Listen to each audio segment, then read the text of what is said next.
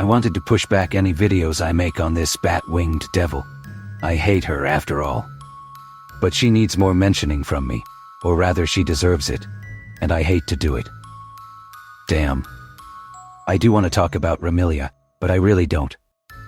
This single character is driving me to have an identity crisis. So now that I'm going to do this video featuring her anyway, what type of car would this Scarlet bloodsucker drive, if she'd bother to even drive at all? This is a character you know would be chauffeured about, rather than doing it herself. It's all about her. Everything else is irrelevant. God.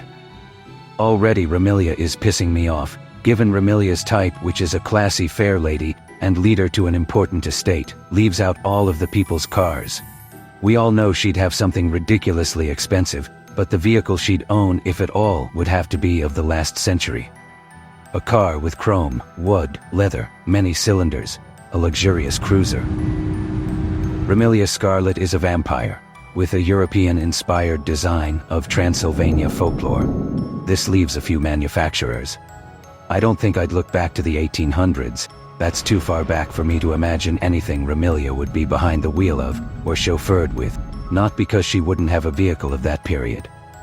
The actual reason is because my knowledge of many vehicles, and their handling, performance, and behavior, even build quality, is beyond me.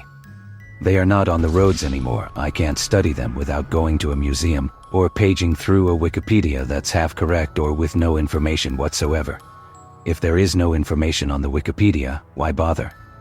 So for the convenience, I'll be inspecting from the range of luxury motorized transportation within 1920 to 1970.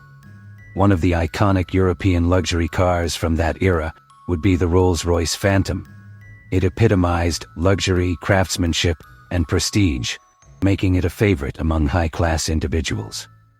So we have our automobile. Now we have to determine what Remilia would have done with hers, such as colors for the bodywork, interior, and wheels. I suspect she'd have the 1925 Phantom, specifically the Rolls-Royce Phantom 1 Jonquière, is a notable variant of the Rolls-Royce Phantom 1, customized by the Belgian coach builder Jonquière. It's an exceptionally rare and extravagant luxury car, known for its distinctive and elegant design. It would indeed be a prized possession among high-class individuals such as the Scarlet Devil annoyance, because it resembles the Batmobile somewhat, and Remilia is associated with bats. Now Remilia wouldn't have hers in the obvious Scarlet. I think the black look fits well as is, but the interior would be Scarlet, which is a bit deeper on red compared to the photos I'm seeing online, but modern cameras can't capture true red.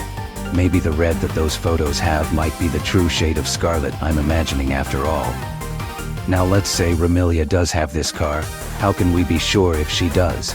She never drives it. Remilia would have to have black tinted windows, including the windscreen. That would be like trying to drive with sunglasses at night. Foolish. But you see, I've thought of that. This car has glorious rear seats, tucked nicely behind the front seats. And I checked for the possibility of the sun creeping in. It doesn't seem like it would. Even the sunroofs are positioned over the forward seats. It's like this car was made for Remilia Scarlet.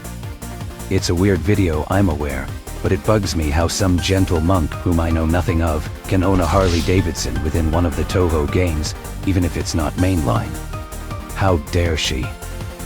So Remilia has a vehicle because I said so, and because it makes sense. Also, the writing of Toho project doesn't have to make sense, that was already established.